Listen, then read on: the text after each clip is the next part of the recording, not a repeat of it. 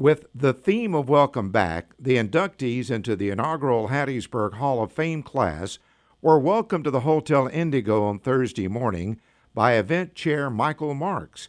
The inductees received an orientation from Mr. Marks and from Dan Thibodeau, the director of the Hattiesburg School District Foundation.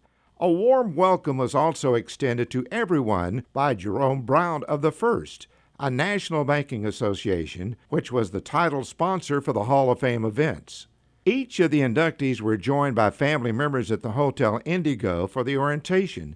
They had a great time getting acquainted and, in many cases, reacquainted with each other. Many of the Hall of Fame committee members were in attendance, and they also had a great time interacting with some of the old classmates from Hattiesburg school days.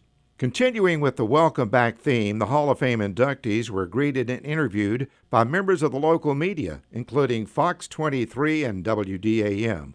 Of course, the Hall of Fame news coverage began nearly 2 months earlier with coverage by Pine Belt News, a sponsor of the Hall of Fame, with other articles in both the Pine Belt News and Signature magazine. The inductees were featured throughout the community on multiple occasions. Local radio personality Ted Tibbett joined the group as well. While several of the Hall of Fame inductees were being interviewed, others continued with the time of reacquaintance and fellowship. In fact, at the end of the media conference, it was hard to get everyone to move on to the next event in the day's busy schedule.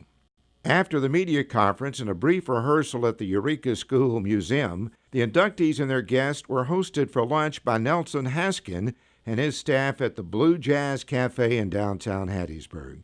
The luncheon was sponsored by the Hattiesburg Downtown Association and Visit Hattiesburg.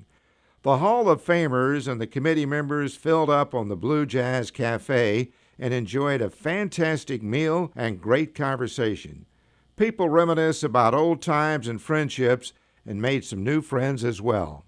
The lunch hour ran a little overtime, but the time flew by until it was time to return to the Hotel Indigo for a bit of downtown before the evening reception and induction ceremony.